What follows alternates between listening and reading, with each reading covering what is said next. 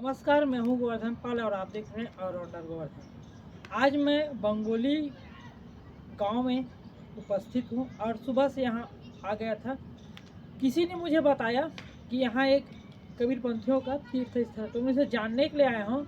और यहाँ पर श्री 108 श्री गुरु बालापीर घासीदास साहेब समाधि स्थल बंगोली पर मैं पहुँच गया हूँ। और यहाँ जब देखा, लोगों से चर्चा किया, तो पता चला कि यह कबीरपंथियों का एक तीर्थ स्थल है बंगोली, जो 311 वर्षों से मांगी पुन्नी का मेला लगते हुए आ रहे हैं। और यहाँ भव्य कार्यक्रम का कुछ दिन पहले कार्यक्रम भी हुआ, मांगी पुन्नी का मेला हुआ। आइए जानते हैं यहाँ के महंत से क्या है इसका विशेषता और क्या है इसका वर्णन। जैसे ही मैं बंगोली के तीर्थ स्थल अंदर प्रवेश किया, वहाँ पंच श्री 108 गुरु बालापीर घासीदास साहेब के समाधि पर उपस्थित हूँ। और यहाँ पर हमारे बीच में यहाँ का महंत नरोत्तम जी हैं। उनसे जानेंगे कि यह तीर्थ स्थल किस प्रकार से हैं और कब से यहाँ कबीरपंथियों का मेला है। जी, आप बताएंगे यह विशेषता क्या है इस स्थल का। ये पंच श्री गुरु बालापीर घासीदास साहेब के समाधि है और ये समाधि 311 साल पहले स्थापित हुआ। इसमें सदगुरु कबीर धर्मदास वंशावली परंपरा के चौथे वंशाचार्य प्रमोद गुरु बालापीर साहब अपने 7 भाइयों के साथ माताजी सहित 700-800 लोगों का जमात लेकर के बंगोली पहुँचे थे और यहीं समान तालाब के किनारे पेड़ के छाया में अपना जमात डेरा डाले थे। और यहाँ ये तालाब पहले सूखा था। सूखा तालाब में साहब पूजा पाठ किए थे, परवाना लेकर के अर्जी लगाए थे और कुछ लोगों से खुदाई हल्का सा करवाए थे। इससे जल स्रोत अच्छा फूट पड़ा और तालाब बहुत लबालब भर गया। बड़ा मनोरम दृश्य उस समय बन रहा था। लोग बड़ा पानी पी के संतुष्ट महसूस किए। स्वादिष्ट जल था और पेड़ के छाए में आराम बढ़िया से फरमा रहे थे। सब लोग आनंद में रह रहे थे। और गांव वालों को जब पता चला, मवेशी को आते जाते देखे कि जो लथपथ रहते थे और पानी के अभाव में बहुत लहकते हुए गांव पहुंचते थे, वो मवेशी भी उस दिन बहुत प्रसन्न आनंदमय अवस्था में पहुँचे और कीचड़ सब साफ, उनका बदन एकदम साफ़ सुथरा और स्वच्छ पानी उनके बदन से टपक रहा था। तो ये देख के गांव वाले भी आए, देखे तो बालापीर साहब के साथ में यहाँ 700-800 लोग पेड़ के छाए में आराम कर रहे हैं, विश्राम कर रहे हैं। मालगुजार भी आए। मालगुजार साहब से बहुत प्रभावित हुए और यहाँ रहने की व्यवस्था किए। तो बहुत दिन तक साहब यहाँ विश्राम किए और सभी जमात को लेकर के यहाँ विश्राम करते रहे। मगर कुछ 5-7 साल ही उनका बीता था कि उनके पास एक घोड़ा था, चौकन्ना घोड़ा, श्वेत रंग का था, सफ़ेद बिल्कुल, और अच्छा चौकन्ना घोड़ा। जैसे घोड़ा के बारे में है कि इतना सजग घोड़ा था कि मालिक के प्रति पूरा समर्पित। जैसे महाराणा प्रताप का घोड़ा चेतक जिस तरह से प्रसिद्ध था, वैसे ही सजग घोड़ा इनके पास था। और इस घोड़ा के कारण ही रतनपुर छोड़ के साहब को जहाँ आना पड़ा था। रतनपुर के राजा वो घोड़ा को छीन लेना चाहते थे। उसके छीनने के लिए षड्यंत्र करते थे साहब के साथ। इसलिए उस षड्यंत्र से संत प्रवृत्ति के लोग ज़्यादा उन लोगों से टकराने के बजाय वहाँ से पलायन कर जाते हैं।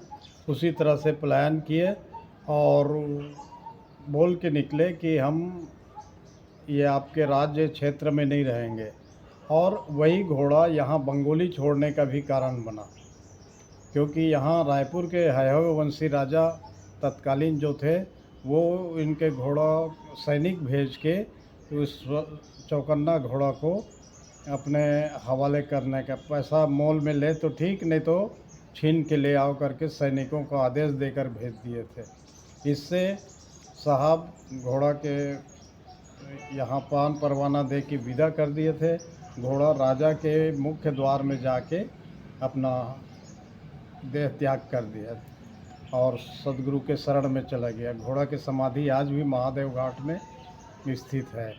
इसी तरह से यहाँ शिला स्रोत पांजी है। बंगोली के हम उस स्थान पर पहुंच चुके हैं जहां पर बात करें शिला स्रोत। आखिरकार यहां पर एक देख सकते हैं, एक शिला स्रोत है। कबीर साहिब जी जो कहते हैं, जो यहाँ समाधि बाला पीर गुरु घासीदास के करीबी हैं, उनको हम देखा तो उनसे चर्चा करने के लिए महंत जी हैं। शिला स्रोत क्या है साहिब जी, आप बता सकते हैं, इसका महत्व क्या है? ये शिला पांजी है, ये शिलाखंड है। इसका रास्ता खुला है, 1 किलोमीटर दूर कुंड है। वहाँ कुंड में, और जहाँ गुरु बाला पीर घासीदास साहब का एक भक्त को दर्शन दिए थे, और दर्शन दे के ये बोले थे कि आप अपने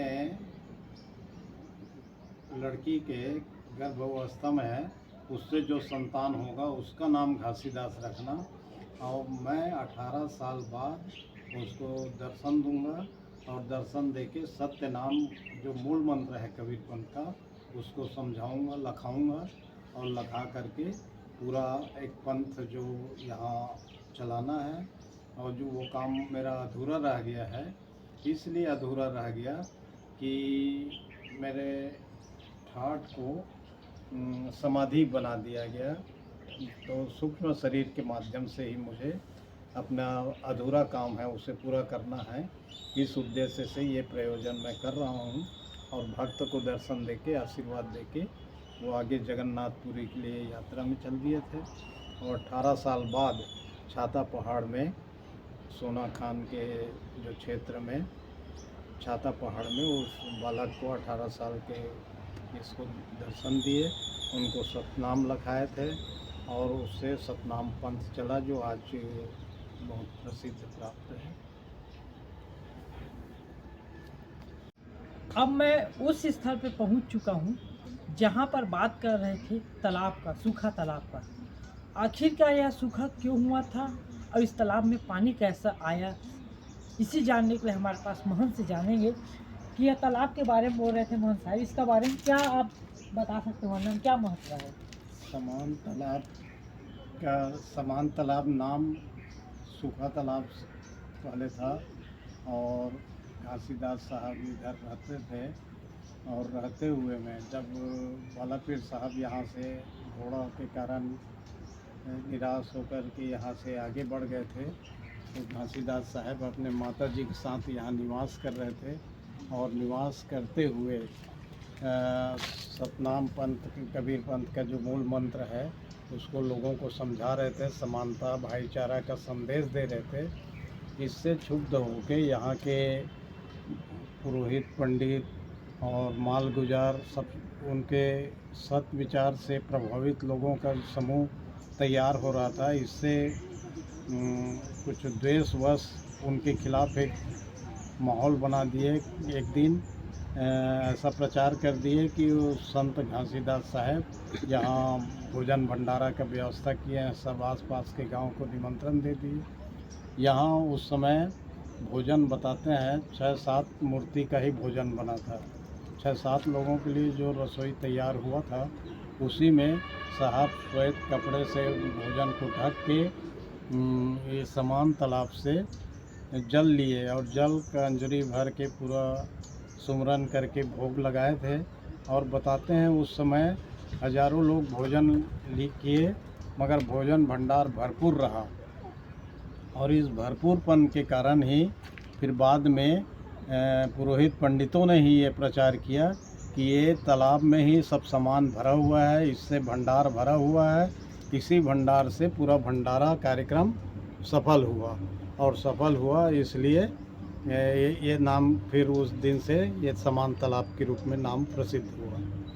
और जहाँ हम लोग ये शिलाखंड देख रहे हैं, घासीदास साहब यहीं बैठ के इसी शिलाखंड पर स्नान किया करते थे। तब ये पचरी वगैरह निर्माण नहीं हुआ था, इसी पर बैठ के घाट में स्नान करते थे।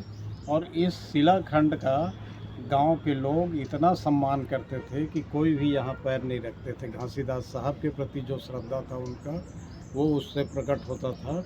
इसमें कोई पैर नहीं रखते थे। मगर एक दिन सुबह सुबह जब प्रातःकाल ब्रह्म मुहूर्त में घासीदास साहब अपना निवृत्त होके स्नान करने पहुँचे तो देखे ये इसमें कोई महिला बैठी है, बाल फैलाए हुए है, बड़ा विचित्र रूप में बैठी हुई थी।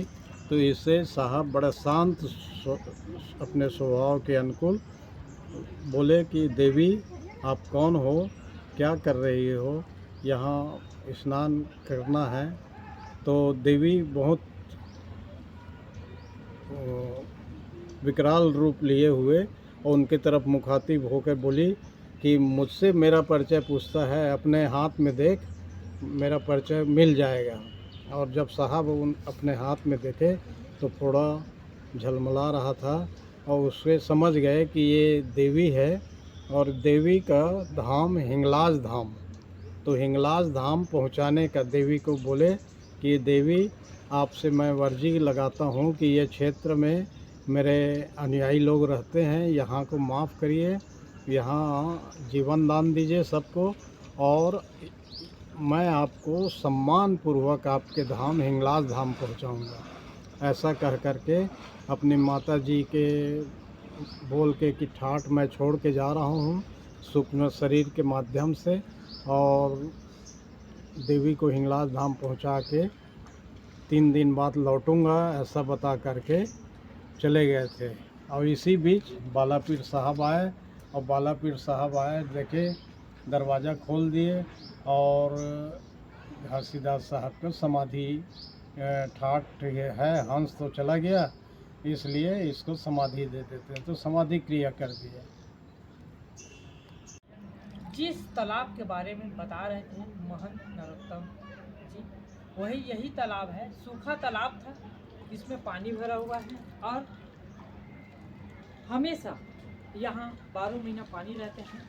मैं सरकार से यही कहना चाहूँगा कि इस सुंदर सा तालाब को, जिन्हों प्रसिद्ध स्थल तीर्थ कहा जाता है कबीरपंथियों का, उसमें तालाब में सौंदर्यीकरण, तालाब को विशेष दर्जा और तीर्थ स्थल की दर्जा दें, ताकि आने वाले दिनों में कबीरपंथियों का तीर्थ स्थल बने, बेहतर बने।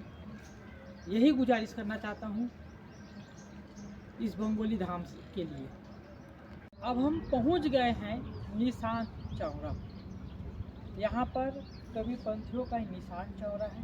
इसके महत्व जानते हैं कि इसकी क्या महत्व है, आइए जानते हैं इसका क्या महत्व है। साहब जी, कबीरपंथी में सत्य नाम का ध्वज लहराया जाता है। सत्य नाम और श्वेत ध्वज, श्वेत ध्वज शांति का प्रतीक है और सत्य नाम कबीरपंथ का मूल मंत्र है।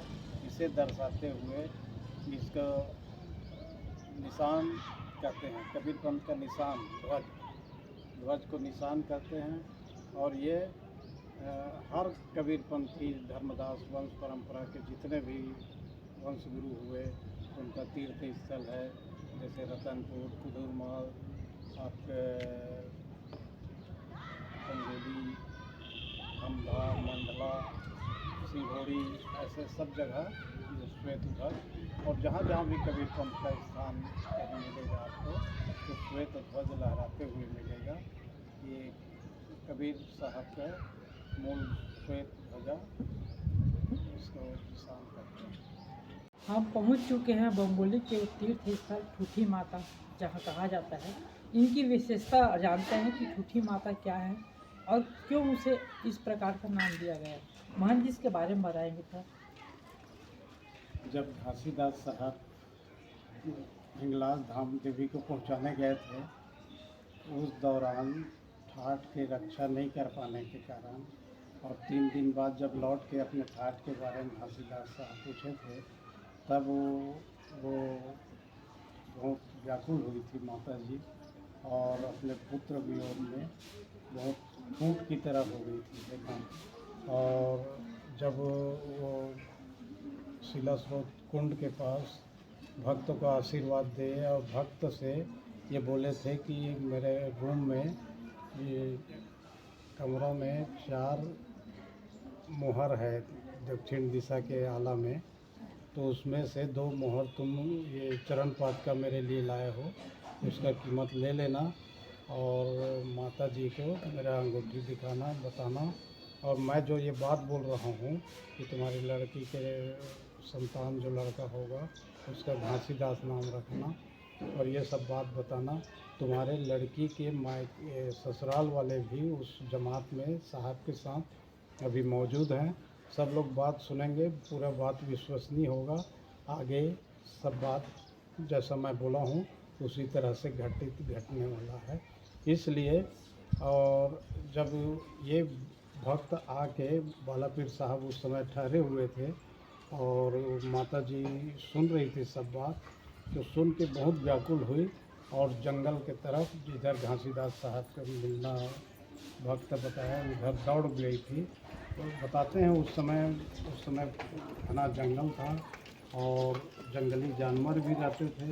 जानवर उनके शरीर को छिन्न भिन्न कर दिए थे, हाथ पैर पता नहीं चला।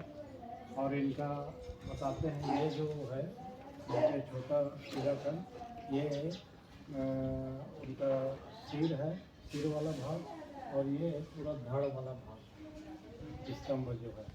तो इसलिए इसको छोटी माता के रूप में आज भी लोग पूजते हैं, इसमें श्रद्धा सुमन चढ़ाते हैं और अपनी मनोकामना भी।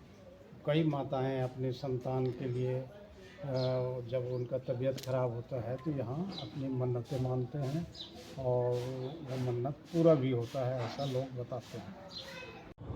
मैं अभी कुंड के बारे में जानने के लिए बंगोली गांव से 1 किलोमीटर आया हूँ और मैं महंत जी भी हैं, इसके बारे में बताएंगे कुंड का क्या महत्व है। ये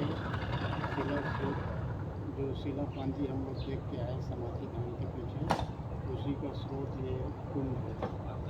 बताते हैं कि वहाँ से कुंड का संबंध रहा है और ये पवित्र स्थल है जहाँ बालापीर घासीदास साहब भक्त को दर्शन दिए थे और भक्त को बोले थे कि अपने बेटी के लड़का होगा उसका घासीदास नाम रखना और उसके माध्यम से मुझे अपने जो कामना किया है उस शरीर के माध्यम से मुझे पूरा करना है, ऐसा करके उसको आशीर्वाद दिया था। वो यही स्थल है और वो सामने जो शिला खंड दिख रहा है